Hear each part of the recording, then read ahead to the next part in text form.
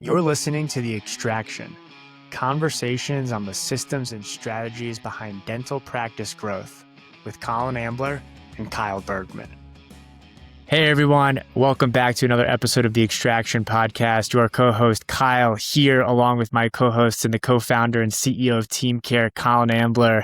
And today we're joined by Jon and Adam from GrowDental.ai. In this episode, we dig into the numbers behind lead conversion, including call length, speed to lead, I love that, and why the old rule of 7 touch points is quickly becoming outdated, with many patients now requiring closer to 17. Jon and Adam also break down the KPIs GrowDental.ai uses to measure success, how AI is driving a shift from software as a service to service as a software, and where GrowDental.ai fits inside a practice's existing tech stack. They also share their newest feature, SETMO, and what it unlocks for dental teams trying to move faster and convert more opportunities. Jon and Adam, it's a pleasure to have you. Welcome to the pod. Thank you, Kyle. Great to be here. How are you guys? Doing great. Thank you, Kyle.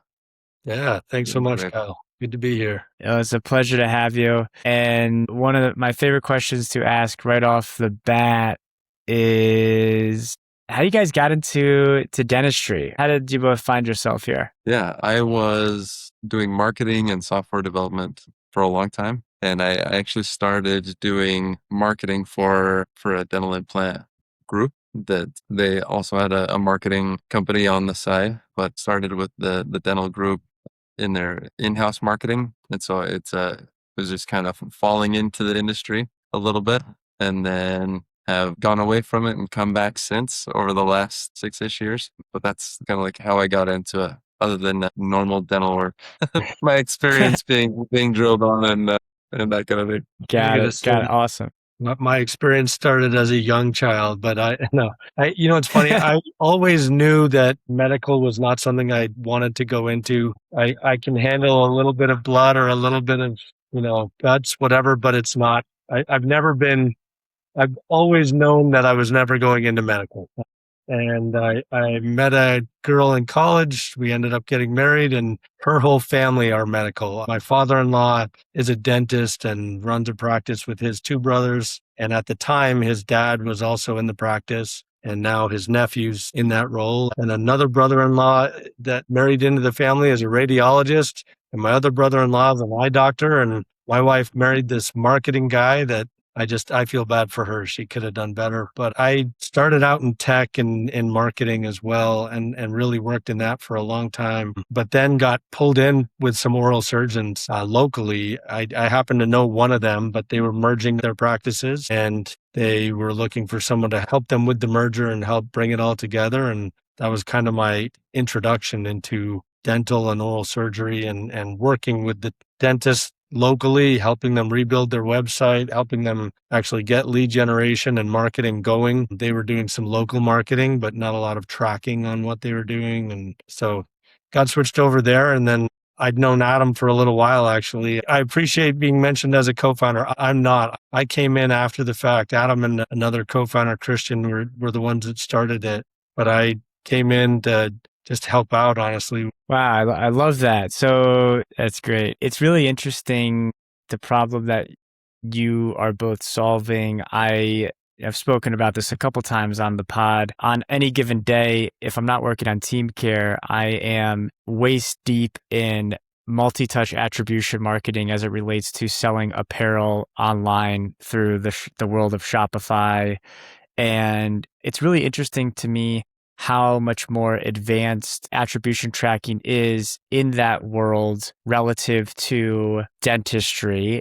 And, when an owner wants to spend money on Google and they're really prioritizing leads, it's so easy to get lost in the sauce of like, oh, look how many leads we got. Like the marketing's working. But then at the end of the day, how many of those people are actually coming in and handing you some money? And that's where you are focused on not only making the flywheel work, but also creating a level of transparency so that owners feel like they're getting the actual ROI that they should have out of their marketing dollars. So I'm kind of jumping right in, but we love to kind of put ourselves in the point of view of a practice manager or an owner. And so for those that are listening and they feel like they're banging their head against the wall when it comes to digital marketing, or they have this agency, but they're almost embarrassed to admit they're not exactly sure what they're paying them for or if it's even working, what should an owner measure to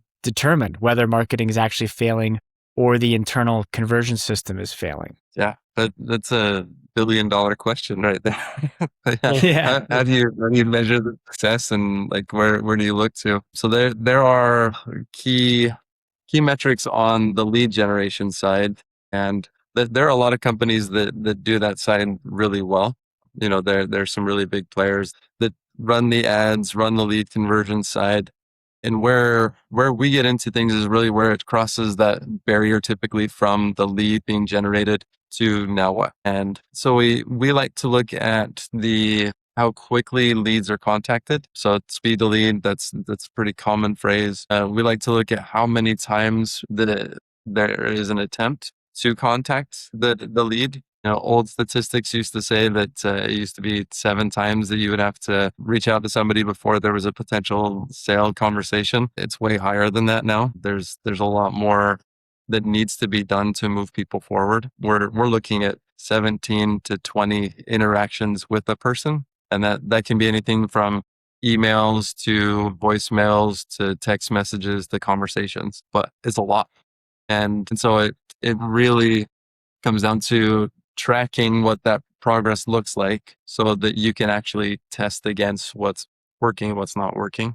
And so the metrics, speed, how many times they're reaching out, what avenues people are coming through, whether that's Google or Facebook or Instagram, that are actually setting appointments and meeting those appointments. And then also, if there is a way to help filter the type of leads and patients that are coming in, a lot of companies will do that on their lead capture form or in some of their initial conversations or text messages with people. Looking at those different questions that are being asked, we can see ones that are working really well, like in Florida, that are terrible in California. But just looking at your local market to see what conversations and questions and filters will help the right people to be comfortable with coming in and taking that next step towards getting treatment. We also pay a lot of attention to the length of our calls for full arch. That's one of our focuses that we've had since we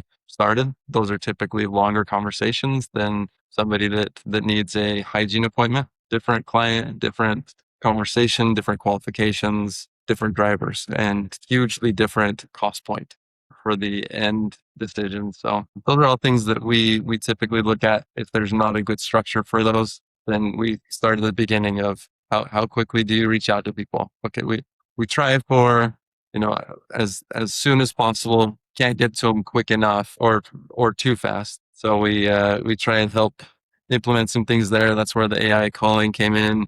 That's where like the AI texting side of our in-house marketing stuff came in, just to help with that. But then we go to how many times do you reach out to them? When do they start to go into long-term nurture? And what does long-term nurture look like? Is that just a huge Excel file or huge data file that has everybody's contact information? Or is there actually effort that goes into re-engaging them and getting them going again? But yeah, those are the main things that we start to work at. I have a question Awesome. about full arch related stuff. It's, for a lot of offices, we have a general office. It's not a huge priority. For some offices, it's like the world. It's such a huge opportunity. It's such a big moneymaker. It's bread and butter. I'm wondering, maybe some audience listeners are wondering too, if you want to get full arch, if you're like the full arch, tooth fairy, and these things just wind up, are they coming from inside the office that are existing patients that you guys are nurturing? Are you finding them in the local markets, or maybe a combination of both? Yeah, it's definitely a combination of both. If you like in the TeamCare platform, you're able to like segment groups off and be able to send types of communications and re-engagement like that. That's one great way of doing it with current contacts, current patients. We do a lot with lead gen. So a lot of times either we've done some marketing for companies or we have other marketing companies that we work with that we just fulfill different parts of the conversion process for. And if they're generating the lead, then we want to pick up there and help facilitate there. There's typically a pretty good understanding with a lot of our offices for patients that have come in that are a good fit for full arch or for partial implants or restorative work. They've got a pretty good bead on those. They take pretty good notes a lot of times because they want that patient to come back in. They want to be the one that fulfills on that service in the future. And a lot of times those problems, they compound pretty quickly. So they're seeing the dentist more often. And then, working with lead gen companies or with old leads that practices have huge lists. There's some practices that have lists of tens of thousands of leads that they generated over the last few years. And a tiny percentage of those people actually got the treatment that they needed. And so that's one of our main focuses is re-engaging. We call it a resurrection campaign, but re-engaging those old leads that nobody's doing anything with to get them back interested, give them the information that they need to set up some time with the treatment coordinator and come into the office. But yeah, total combination. There are certain situations, and John's seen this as well with the surgeons that he worked with, where there are referral partners for different parts of the process or different parts of the treatment plan that you just work on relationships, and then they refer people or different ways to get people into the door and on the schedule. And it was interesting having that background coming in with those doctors. I mean, they had a long list and they broke each doctor into, a few different categories, kind of A, B, C, I think all the way down to E or F, as far as how much business they referred. And that was a really good model for them. But what they were finding was a lot of doctors that they were working with were also doing some implants, or the doctors were also being networked or courted by other oral surgeons in the area. So they had a few different oral surgeons that they were referring to. And that aspect that Adam touched on, that speed to lead, was actually true even with referrals, because if they weren't quick to get someone in the office, there was a chance the other office had already reached out to them and done the same thing, because the dentist would give them a card or a couple cards to go to one or two or three different oral surgeons. And so that's where, that getting in touch, reaching out quickly was really important. Plus, they actually started lead generation because honestly, other doctors were doing it, more competition, and they needed to stay top of mind for people in their, in our area to be able to still generate those leads. So there were kind of those two things that they were trying to balance, making sure that they were getting in touch with people quickly, making sure that they were getting new leads and being the one that people think of as well. That's great, John. And one of the things that I find really impressive about Grow Dental was that when you deploy AI agents to a practice, you can respond to new leads in 30 seconds or less, which I think is, when Adam talks about that speed, that could be everything between actually getting that case and not. I want to share a recent story of me as a patient. So I go to, if I don't have the luxury of making my way up to the best dental practice in the world, which is Noble Dentistry in Jenkintown, Pennsylvania, I go to the second best, or one of the best, top as it relates to the TeamCare universe, Morabito Family Dentistry in Annapolis, where I live. And recently went in to see Dr. Morabito, and they were doing the gum check where they go around and they say like 1, 2, 3, or I don't know, they're grading my gums. And I have a pocket where I got my wisdom teeth out many moons ago, and I have an 8. They go through 2, 3, 2, 2, 8, and they go, Kyle, we gotta refer this out. You need some sort of work there done by a specialist. And they gave me a piece of paper and they sent me on my way, and they're like, call this guy. And it's interesting to me that I haven't heard from that. I'm not sure if they know that they've been suggested to me as a referral, but like that feels like a Grow Dental opportunity. Like what happened there? Is that the type of pain that you guys are solving? Is that like almost a perfect use case of like where you could come in and help facilitate? Totally. It could be in any of the conversations. It's not hard to put together an agent that can handle any sort of those conversations. Like, as an example, the office could have like given a number or actually called and said, Kyle needs to come in or needs to at least talk to somebody at your office about A, B, C, and D, whatever the condition is, or needs to set up some time, can you do that? And the agent can handle the conversation.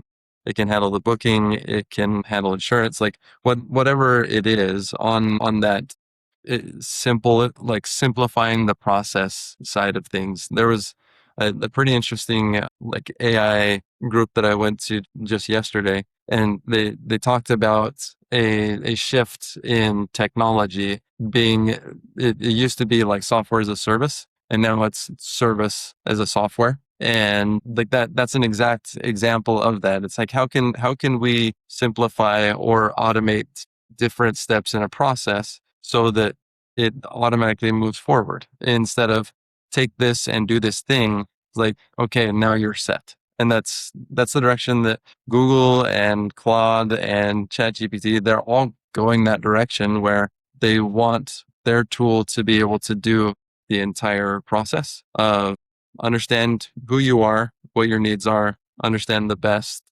options, and then set you up on a calendar or charge you. Like they want to own that whole thing. And that's where all of technology is going. But that is a perfect example of where voice or different technologies could fit in really simply and automatically be on somebody's calendar instead of waiting for you to take the initiative to call, and then making sure that somebody is on the other end of that line and having a good phone day to be able to take care of everything and to get you scheduled to move forward on it. Yeah. Honestly, it's a great example of something that should be automated, right?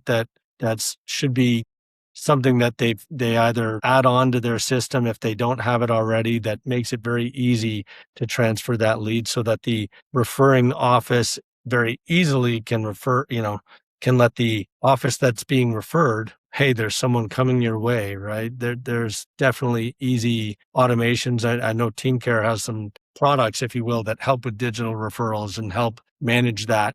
There's kind of two sides of that. There's the digital side, if you will, to help solve that. But then there's also the coaching side, right? Making sure that the office knows when you send that referral over, if you don't notify us, we don't know that they need to come in for a gum care, right? And so there's, having something that makes it really easy for that office is ideal, so they can actually just, jump on it right away. Yeah. And they should be doing that. Frankly, yeah. I think that, I don't want to go too deep on this. We could go deeper, but it's like, it's not top of mind for the general dentist that's the referring office, right? Like they think they hand a piece of paper and they did their job. And to some extent, they kind of did. But the real loss comes from the receiving office. It's like the oral surgeon that could have done that procedure is missing out on tens of thousands of dollars, right? And they don't even know it happened, right? They just handed that piece of paper out and they didn't know. It's making me kind of like, we've done some referral tracking for this stuff, more just for our own internal record keeping of like, hey, we referred this patient here and we just wanted to have visibility on it from an internal team standpoint. But this is kind of jogging me up and saying, like, hey, we should really send a notification to that office at minimum. And it'd be really a lot better if there was just an online booking that's tied to that oral surgery or periodontal office. Like, why do I need to pick up the phone and do like, can't I just, pick a time and go? Like, that's the way things roll. So, but while we're kind of getting towards the end of the time slot, and I want to talk about one of this new products that you guys have, SETMO, right? That's the name. And I think it's a cool, crafty name, but I've seen it. The product's awesome. Why don't you guys talk a little bit about, we've talked about the lead and we're going through the steps of the funnel, but there's still a dependency on the staff, right? The staff still has to do intake. The staff still has to do maybe some outbound. And so I think SETMO is an awesome product that focuses on helping train the staff, helping them role play, helping them get feedback and reps at doing their job better before it becomes a live patient. So give me your latest about that. Don't be shy. How did it come about? What's going on with it? I think it's an amazing product. I want you guys to talk about it. I want our listeners to hear it. Cool. Sure. Yeah, it started, we had a couple practices that we were looking to do AI calling on both outbound and inbound for them. And they were nervous about it. And they're just like, I don't know if it's there yet. I don't know if it sounds good enough yet. I don't know if it can answer questions. And so I put together just a random agent, put a phone number attached to it, and said, you can call it, you can quiz it, you can ask it questions, you can do whatever you need to get comfortable with it so you can see that it's actually capable. And it sounds good. And like just going through and trying to help them get a little bit more comfortable with the functions and the technology. And then somebody brought it up in one of our meetings, like it would be kind of cool if they could actually demo with it, or we could get some feedback on how well the appointment setters are actually doing, so we can like secret shopper call them or do different things like that. And I shelved it for a bit, and then we had one of our larger groups that we do just more of the tech implementation and onboarding into different marketing technology side, and we were in a meeting with them. And I think Jon actually brought it up on one of our calls, just mentioned that I had put these agents together. Like, you can try it out. And then when we talked to, it was one of our conversations with you, Colin, about working with a few different practices, where it finally like shot up as far as how important it really was for us, because we've been doing trainings for practices for the last 2 years and helping them with this. Like we already trained an agent to do this. So it really took shape a couple months ago, just taking everything that we've learned. We've had some amazing trainers that we've employed over the last couple of years, and put all of that content, all of our know-how into the agents, into one being a fake lead that will choose between 500 different variables. You know, every single person is slightly different. There's a dog barking in one. This person has somebody random coming up to them during a conversation, and the appointment setters have to be skilled. They have to be able to navigate those conversations and move people forward. So it'll put together what that person is, have that conversation with the setter, and then there are just different motivations that all of them have that the setter's trying to draw out and get their why, and then get them qualified, set them, and then we assess, give scores back to the setter, give scores to the office, give scores to the DSO or the group, whoever needs to be able to see those. And then we have an additional agents that are on the back end that are looking at those scores and showing things that will be helpful to train on, giving them the trainings and the different tools that we've built out. And then also structuring things for the office manager or the group to be able to see trends on what their entire group needs to work on, and help them with trainings and conversations and role plays, and coming up with different scripts to be able to take care of, you know, this kind of conversation. So it's been a lot of fun to put together. You know, there were some recommendations that Colin had for us to put some incentives in there. And so we have that built in. Somebody progresses to a certain point, or they spend a certain amount of time with training, then they get a bonus, or they get some sort of incentive that's just automatically there. Practice doesn't need to worry about it. We take care of it. But it's been fun. When we started it, like a lot of the products that we had that we built actually in-house started from, okay, how do we help the lead generation and that marketing side get better for the offices, right? So that's where the AI calling, we noticed that speed to lead was low in some offices. And it's not that the leads are bad. It's not, I mean, the leads are really generally, they haven't changed for years. It's advertising in a couple different platforms. You're, tailoring some messaging towards an audience. That part's fairly set no matter who you're working with, but it's the internal team. Have they been trained on calling? Are they used to calling? Are they comfortable with phones?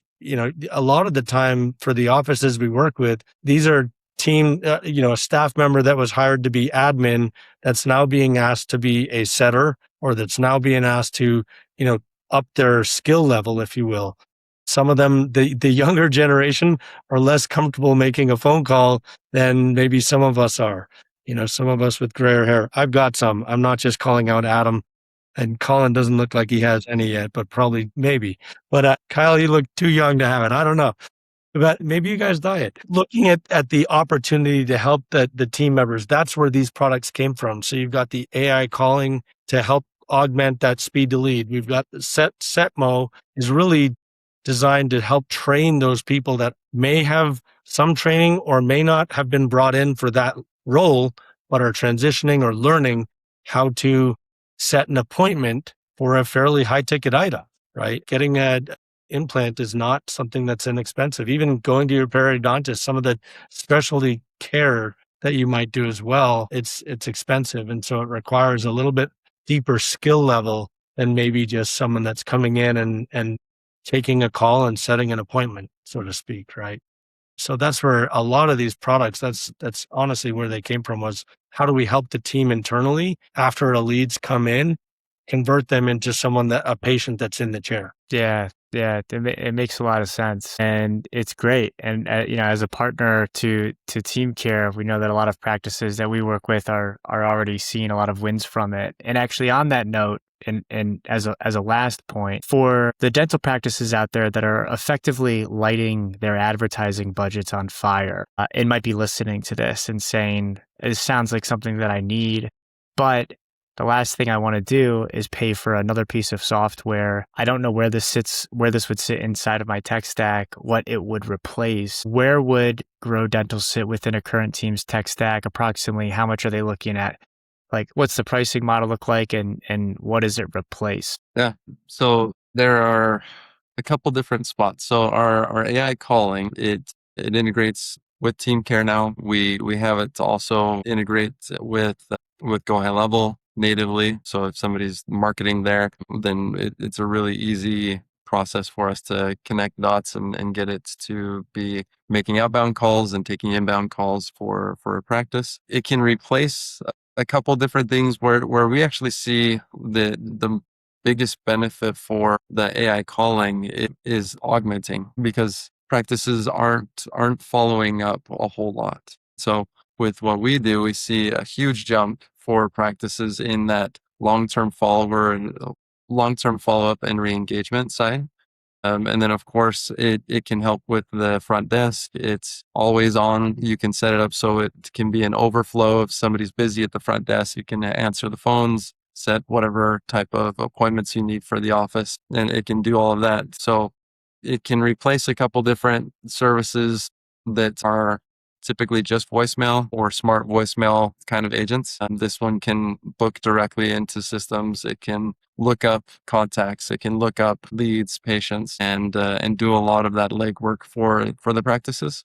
On SETMO, that one is a little bit of replacement, a little bit more of augmenting as well, because a lot of practices are doing some trainings. They'll do an event. They'll take their team to an event, or they'll get a consultant that'll come in for a couple weeks. And it's really to keep them fresh on the things that they learn and reinforce the good parts that they pick up, and help introduce them into some other different skills or different ways of talking to their leads and patients to help them move forward and just keep them up to date. There are a lot of organizations that will memorize a script. We recommend having a foundation of something you can fall back on. But for the types of conversations that we are seeing and that we're having, we know that people have to be skilled. They have to get better at knowing how to handle a certain spot in a conversation rather than having a canned response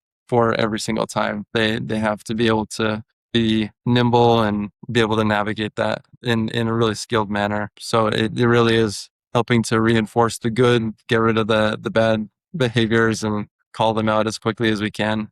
But those are the main things that I would say. Both were built to be affordable as well. Like we've worked with Colin as far as pricing, and honestly, we're able to, just because we're nimble, if you will, we're able to be creative and work with DSOs and work with single practices to help them out. Where SETMO was built very specifically to be very affordable because of that augmentation aspect. And honestly, it's something that really, truly, we believe everyone should have and should be using. And so it was priced that way, where it's a small add-on, if you will, for a per office basis and buying minutes to do the trainings. But then same thing with the AI calling.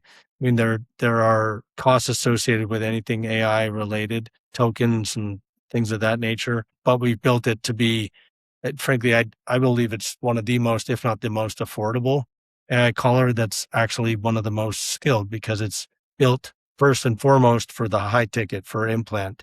and then it can help and do everything else. So it's able to have those difficult conversations all the way down. But again, it was built to augment, the work that's being done for the office and to not break the bank, and to supplement what you're doing in your marketing, but to make it worth it. If you're bringing a bunch of leads in and you're spending a ton of money on Google, a ton of money on Facebook and driving leads, and then those leads are going away or you're not converting them, that's dead money. That's just money that you're throwing at the wall. So having that extra step for the team and for really to augment the team in the case of the AI caller, that's the benefit. Got it. Awesome.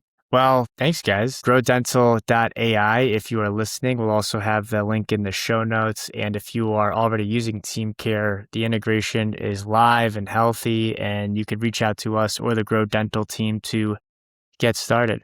Jon and Adam, thank you so much for joining us on The Extraction. It was a pleasure having you. Thank you, Kyle. Thanks for having us. Thanks so much, guys. Appreciate it. Thank you for listening to The Extraction with Colin Ambler and Kyle Bergman. Read episode notes and transcripts at TeamCareDental.com.